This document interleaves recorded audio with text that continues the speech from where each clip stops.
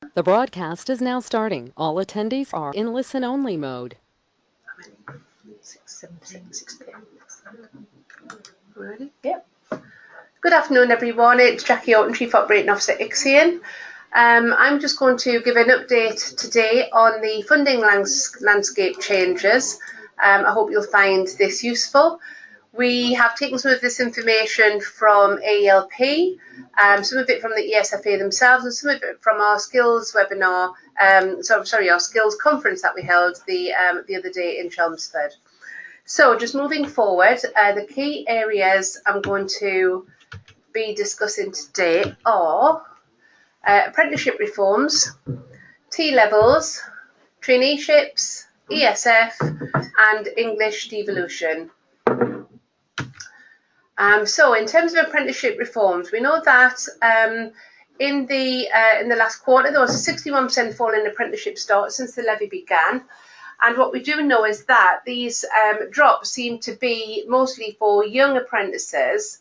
And what we are doing is supporting AELP in order to look to see how we can restore incentives for employers to recruit young apprentices, half the decline in opportunities at level 2 and level 3, and guarantee a minimum billion budget for non-levy payers. We know that there are significant organisations out there who are non-levy payers and who need to be further supported over the next few years, not just the time period that the ESFA are saying that they want to use to bring in the DAS and the levy across all employers. We know that for young apprentices 16 to 18, because of the cuts in the funding availability, because of what's required for maths and English, that there isn't the incentive, so to speak, to be taken on 16 to 18. When I move on to the next table, we'll see that there are a higher volume of apprenticeships at a higher rate coming through as levy paying organisations are using their levy to deliver to those individuals where they can get the most value. So if you actually see the table that's on the screen at this moment in time, what we can actually see is that the volume of level 2s and 3s has certainly been dropping. However, what we are also seeing is a much bigger increase in the volume of level 4 and above. And these predominantly tend to be higher level, higher value qualifications, should I say.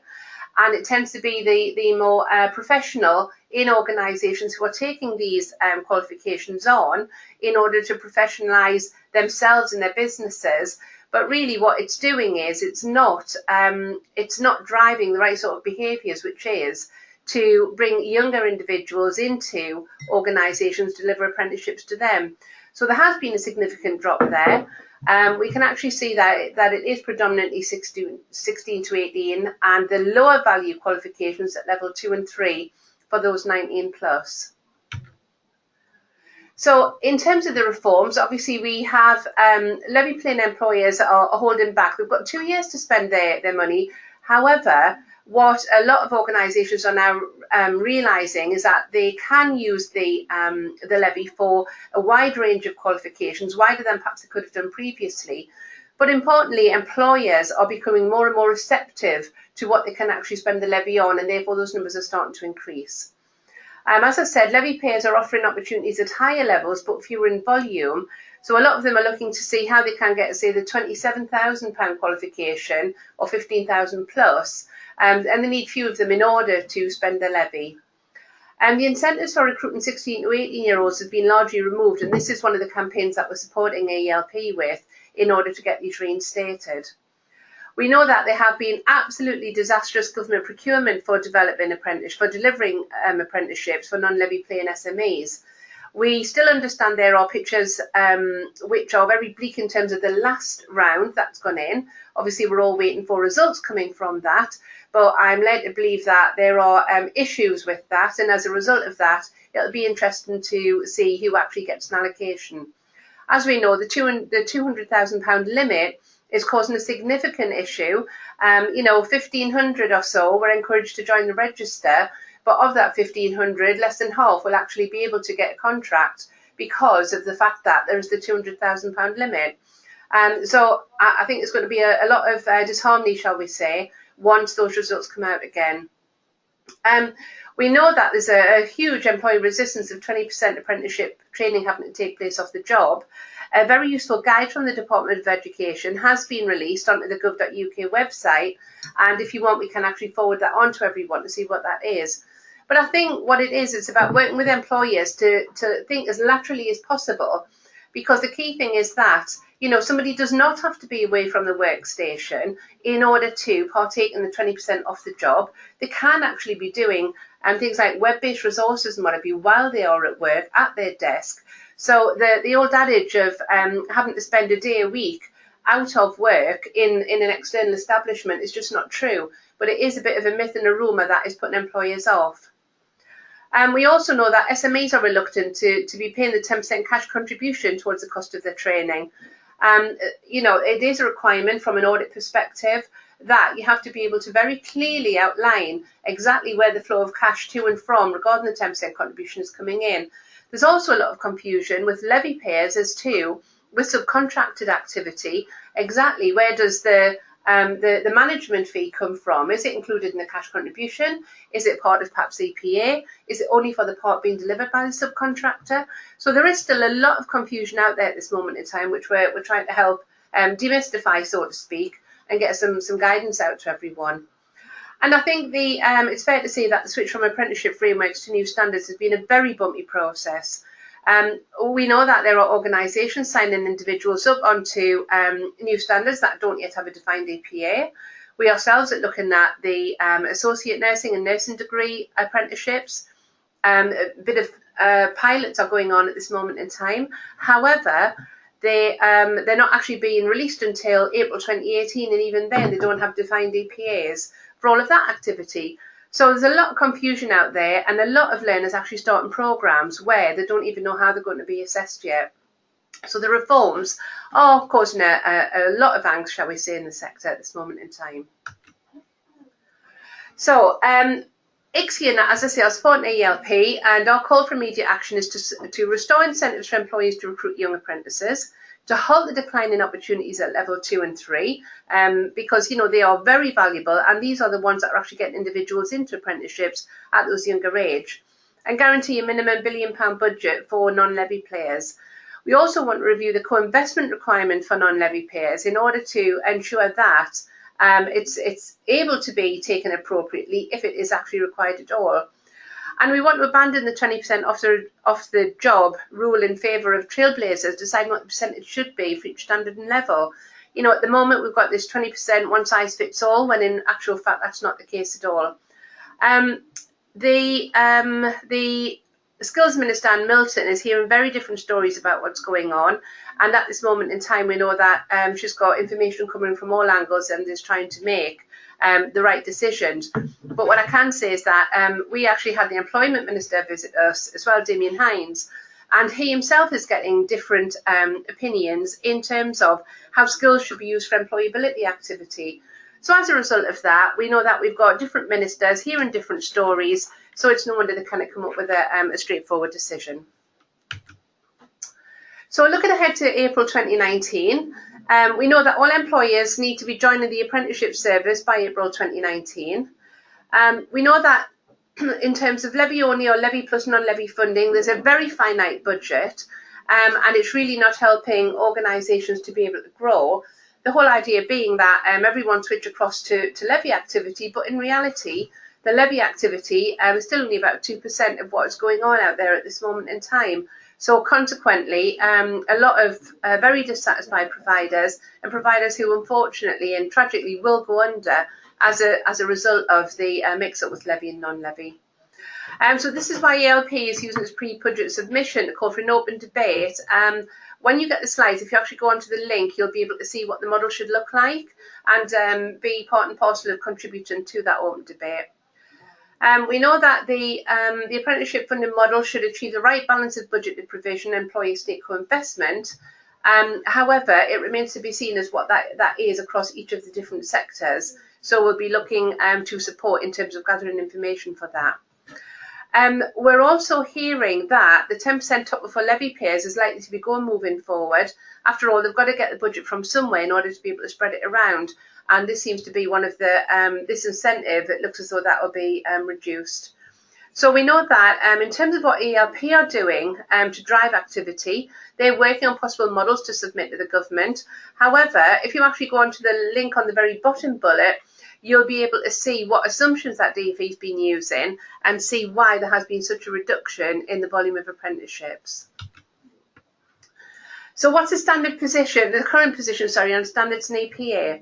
Well, we know that 195 standards have been approved for delivery, 65 at level 4 and above, which says an awful lot. 129 standards are now covered by an endpoint assessment organisation. 92 endpoint assessment organisations are on the ESFA register as well, which is interesting. However, if you actually look at the donut, you'll be able to see that the vast majority are through awarding organisations, which we expected. Interestingly, though, the employment and trade bodies don't have as many as we thought they were going to have. And it's interesting to look at the increase in the HEIs who are actually driving apprenticeship activity. But there again, that does go in line with and hand in hand with the level 4 apprenticeship growth that's been going on. So 6 key challenges for endpoint assessment. The quality of standards and assessment plans. We wonder how practicable they are for providers to deliver and APAs to assess.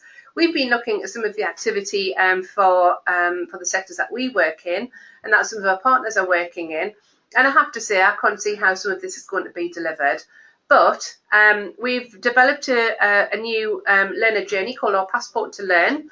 And the Passport to Learn is a standard model which we'll share with everyone, whereby different sectors can actually take different approaches. But what we're doing is making sure that value add is included at every opportunity and that the learner journey is bespoke to every single employer. Again, we shared that at the skills conference we had this week, but what we'll do is make sure everyone's got a copy of that. Also, what's very unclear is what the external QA arrangements are for APAs. We know what we have to do ourselves internally, but in reality, what are the external QAs? When Ofsted come in, who will they hold accountable for that activity? Is it the quality of teaching and learning up to EPA, or is it where the EPA takes over? It's very hard to say who exactly is going to either be carrying the goodwill or not, as the case may be. We also know that there's an issue with the availability of competent endpoint assessors. We know from some of our awarding bodies that we have been asked if our staff can become endpoint assessors. Obviously, they will not be able to do that in our organisation, they'll be used elsewhere. So consequently, what we're seeing is that the awarding organisations don't have enough endpoint assessors. They're gathering up staff from other organisations. And for me, I think it's a bit of an issue that if staff from other organisations are coming in ours to do endpoint assessment, are there perverse incentives in there? I'm being deliberately provocative around that. But at the same time, I think what we've got to understand is what is the availability of competent endpoint assessors, because we need to know that and be assured that they are competent before they come to our organisation. Underpinning systems, processes and guidance. Again, every awarding organisation we're working with, when I actually look what they've got, they give me a load of fact cards, but in actual fact, I haven't seen anything of any substance underneath that yet. So that would be interesting to see how that develops. Lack of qualifications within standards. There has been released onto the gov.uk website the latest volume of standards, and I have to say it's not huge. And when you actually look at the range of them, it's not what most employers would be looking for. It definitely seems to be employer-led, but at the same time, if you go on the gov.uk website and look at it, you'll see that there's not a lot fall into, I think, what a lot of us actually do. And then finally, the review process for existing standards and assessment plans. What exactly is happening with that? We're not hearing anything at this moment in time. If anyone is, then I'd be really pleased to hear from them. But as I say, we're not hearing anything at this moment in time in terms of the review process for existing standards, except for the calendar of transference from frameworks to standards. That's the only thing we've seen at this moment. Okay, so I'm going to move on to T levels. T levels, for those who aren't aware, are primarily level 3. They have a format very similar to study programme, and I put a link on here as well in terms of an action plan published by the DfE. with a consultation that's going to be finished by the end of the year. It's a provider-based route, but there again, there are 45 to 60 days of work placement, which is way outside of what a traineeship is. Certainly bigger than a study programme, but its format is very similar to the study programme format. We know that there are a small number of providers who've been selected to deliver the first few pathways, but by the looks of things, there really isn't going to be a massive range of activity going on until 2022 to 24. So we've got time yet to understand it, watch it grow, perhaps fall down again, and see what it looks like. As I said, primarily they're at level 3. Some may start at level 2, but again, we still don't have any details on the transition as to what's going to happen there. The aim is currently to base standards on the apprenticeship ones in order to have a good link through, but again, no decision. So there's a lot of hype going on about these, but as usual, insufficient information really coming out in terms of how practical it is to put these in place. So traineeships, there's been a 40.6% drop in starts since last year. So what are we looking for? More responsive in-year growth system for providers. What we do know is that we've been involved with a consultation with the ESFA in terms of traineeships because we do deliver quite a few of them. However, what we also know is that a lot of individuals do drop out of traineeships. What is the true measure of a traineeship? Is it actually the qualification achieved? Is it the progression? If it is the progression, surely that should be held as importantly as the qualifications themselves. Is there really a requirement for maths and English if somebody is able to progress onto apprenticeships? So I think there's an awful lot of questions around traineeships, who's accessing them. And I know, and certainly in our provision as well, we're working with a lot of care leavers, LLDD learners, and we know that 20% of all trainees are in this category, and our apprenticeships actually a suitable route for individuals if they do need an awful lot of support. So consequently, I think there's a lot of discussion around how successful traineeships are, but what we do know is that they're not going away. It remains a national programme, and we do believe that they've actually gone back to look at additional funding for this. So you never know, perhaps the 10% reduction from the levy contribution is going to be what's used to prop up the traineeship activity. So measuring success was originally there were 3 laid down outcomes of an apprenticeship, a job, or FE progression. But are they really the only outcomes? I think when we actually look at the last bullet, where we have 20% of learners who are LLDD, then surely there has to be a lot of soft skill development in there that really isn't being taken seriously when we look at what the successful progressions are on traineeships. Quick ESF update. We know that nationally ESF is under-delivered in many areas. We also know that as a result of the under-delivery, those organisations which are performing well are being asked to attend best practice events with those who are not performing well in order to share best practice and drive delivery.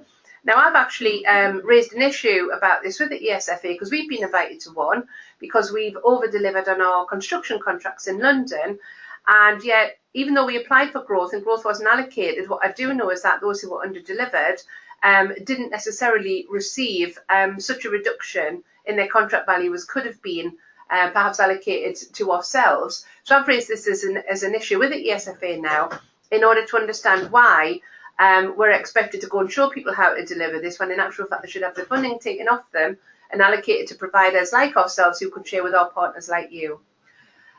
We do know there's a growth due in January 2018. That is a performance point, and that performance point is that we must be at 95% of the contract profile at that point in time in order to be eligible for any growth. So we ourselves are being asked to submit requests for extension and for growth as well. So what you may not be aware of is that there are going to be some extensions to the programme. At this minute in time, we don't know what they are, and we're waiting to get confirmation of what they are. but the likelihood is that the contracts may be extended to March 2019 with up to a 50% additional contract value allocated to those who are lucky enough to get that. But as I say, in order to be at that point, we need to be 95% contract profile spent up to January 2018. And obviously all of our partners, we're hoping that you'll be able to help us with that. Just for clarification purposes, that means that the bid that goes in, the claim that goes in by around about January the 4th has to be the point at which the cut-off is taken. And therefore, we're going to be doing a lot of work over the next few weeks, well, 8 to be precise, to make sure that we are absolutely where we need to be. Just so that you're all aware, we have about £2.5 million to spend across the next 8 weeks, of which, we're pretty sure we're going to do that, but we want to make sure that everyone has the opportunity to spend that with us. We are particularly looking for those who can deliver higher level delivery across CELEP and GCGP. As you know, it's level 2 and above for GCGP, level 3 and above and only units of on CELEP. But what we want to do is make sure that we can work at level 4, 5, 6. So if anyone has any thoughts about wanting to do that, please let me know, because we will be looking for partners to support us in that growth. We're also looking for more modern I've put constriction skills, and what I really meant was construction skills. So I don't want to constrict anybody in doing their construction. Contracts are fully committed at this stage, but I'm looking for modern construction skills, not biblical trades particularly, not perhaps older established ones, but certainly, anyone who's looking at doing things like concrete formwork, mutes, working at heights, fenestration. We're looking for more of the modern construction skills. We are also prioritising our apprenticeship funding for progression pathways from ESF. So if you as a partner have an ESF contract and are progressing individuals into apprenticeships with a non-levy employer, please have a word with us, because we can support that non-levy progression. Okay, I don't want anyone to think that they can't progress anyone because they don't have funding. I do have a lot of funding, and we'll be able to help people. And to be honest, we actually applied for growth to be able to support our partners who were progressing into apprenticeships with non-levy employers. So finally, just talking about regional developments, we know that devolution, we've been looking at devolution for quite a while now. We know that some areas such as Manchester, etc., are really going down the regional devolution route. But we know that the elected mayors for the combined authorities are very ambitious about the devolution of FE and skills, and they want all non-school post-16 funding to be devolved. If everyone looks at the post-16 skills plan that's out there in the industrial strategy, you'll be able to see exactly the way that things are headed. What we know now is that there are 12 opportunity areas who are going to get 60 million for projects, and that there are 6 delivery plans published on the link that I've actually put on here. So you can go on and have a look and see if you actually fall into those areas. But the whole idea being that devolution is not going away, it's certainly going to be around, and now they're starting to put figures around it. So there we go, that's where we are. That's a skills update. Any questions from anybody?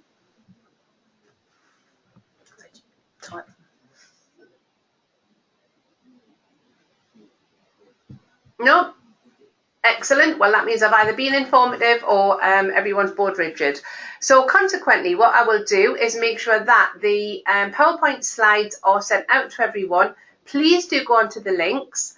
They're really informative.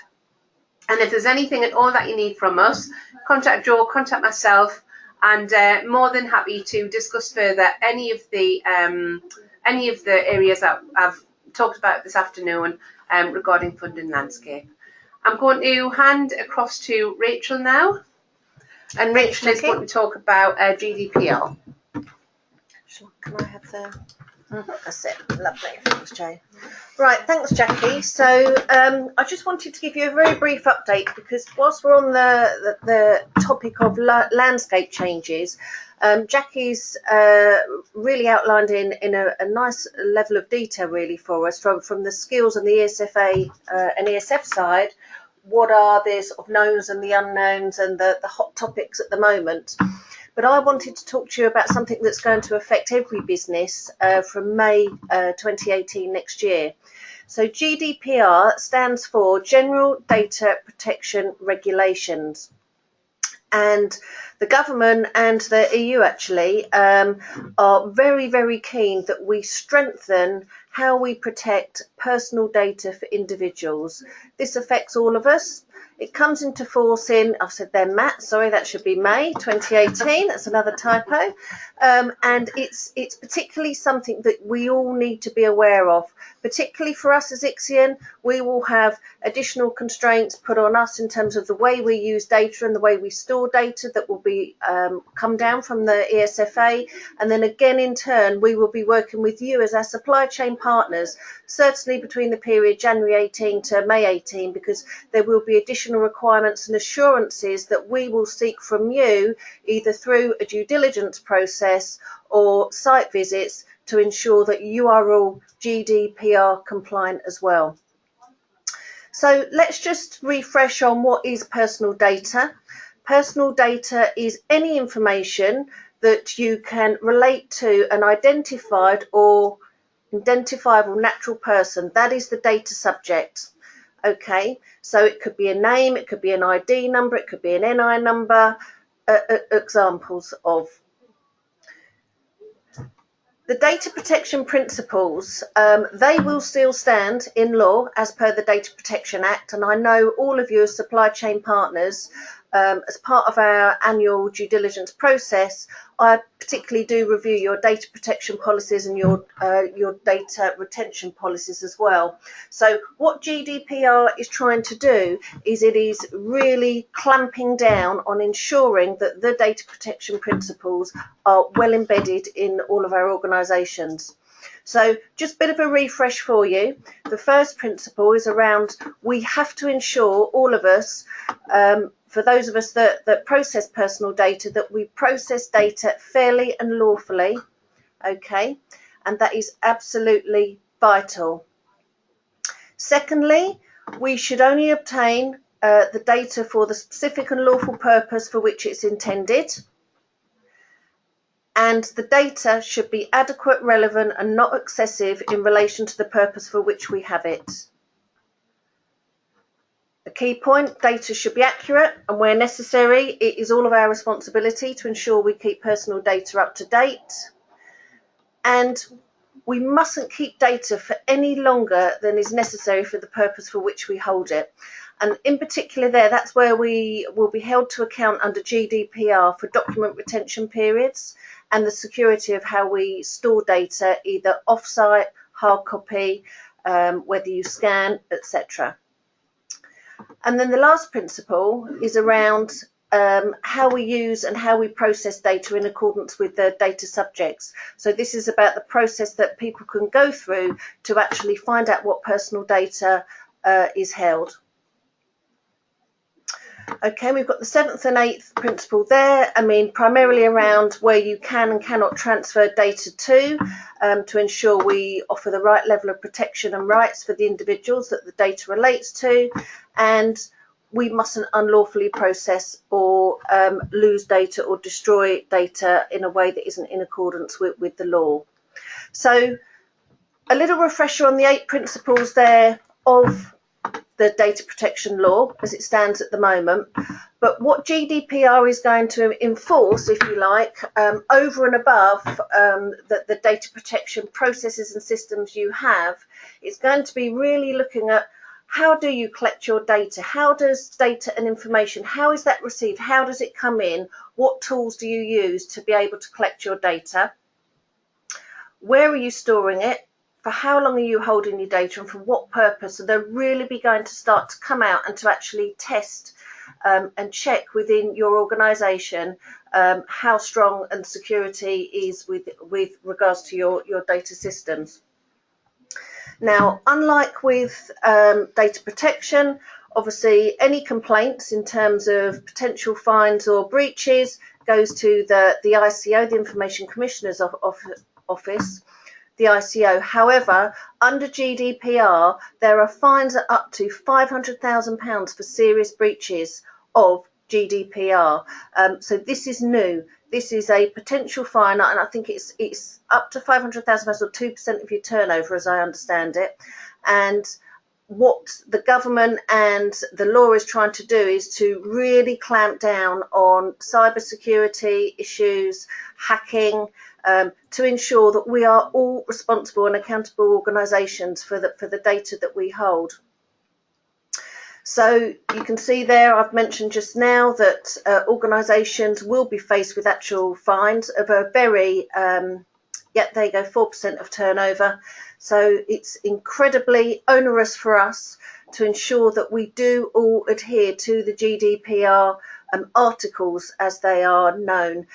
If you're interested in finding out more, I think there's 41 articles, bullets if you like, that sit under the GDPR law, and if you Google you'll be able to find those, and actually it will be worth you just going through and having a bit of a health check to actually really question yourself as to how you are adhering to those and whether there's areas within your business that you need to strengthen. I'll give you an example. We as Ixion have been through a bit of a gap analysis in terms of the GDPR articles, and we are probably about 60% compliant with some very minor small areas that we need to do to enhance and to document down for each individual contract the routes that data comes into the business, and then the routes that the data goes out and for what purpose that is used for.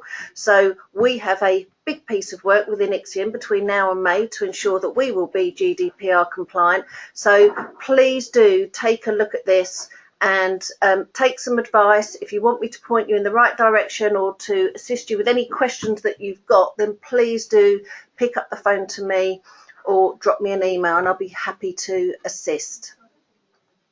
So that's GDPR, and I hope that's just given you a flavour of how it's trying to enhance and clamp down on ensuring organisations really act responsibly in terms of the personal data that they hold. So the final thing I wanted to just share with you, and this is very much in line with what Jacqui was saying about landscape changes, and you know, in our sort of business and with what you guys do as our supply chain partners, it's a political beast really, and the funding landscape will continually change, and I think it's very difficult sometimes with the unknowns being able to plan and really sort of produce strategies for where we want to grow as a business. But I just wanted to share with you from an Ixion perspective, we've refreshed our corporate plan this year, and as we are now part of Shore Trust, I just wanted to really share with you a reminder of what our top corporate goals are. So, as you're probably aware, our vision is to transform people's lives through the 4 departments that we work within, so skills, employment, enterprise and innovation. And one of our key metrics for how do we improve people's lives is we have something called the impact indicators.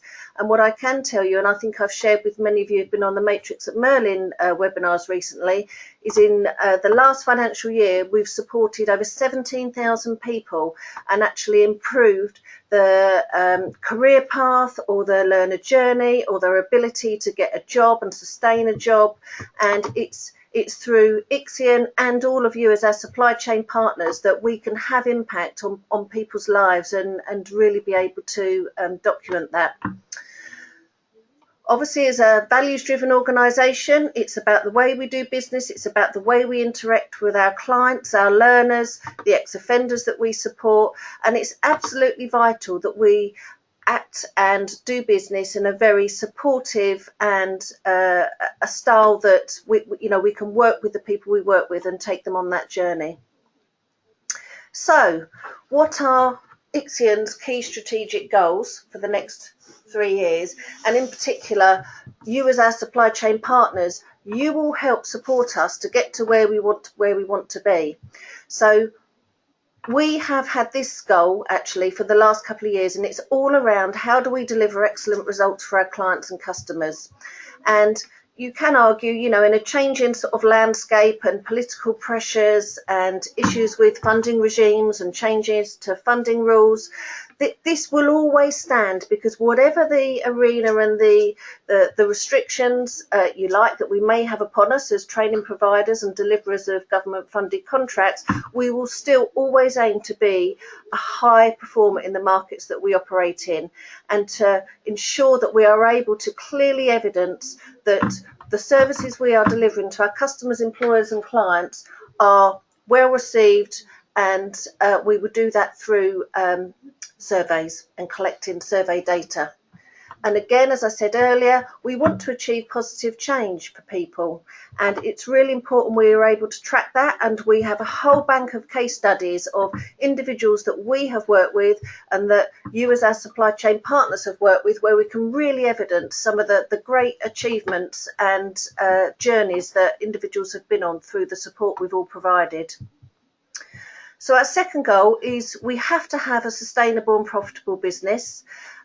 We have to be able to reinvest in the business and our infrastructure to be able to grow, and therefore we have to deliver positive financial results. Over the years, margins on delivery get squeezed and squeezed. It's the nature of the beast. So we have to think about innovative ways of delivery, and we have to think about how we can drive efficiency, but still also maintain and deliver an excellent quality service. There's a lot of work that we will be doing over the next few years to ensure we work with Sure Trust as our new parent, to ensure we can maximise much bigger growth opportunities, and to actually draw on some of Sure Trust expertise as a prime contractor out there in the marketplace, and to ensure we can also carry on and develop new strategic alliances with partner organisations.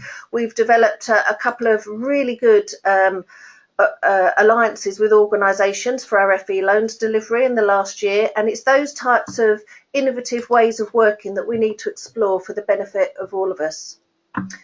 And lastly, what we want to do is we want to build a strong and effective organisation. We want to be an employer of choice.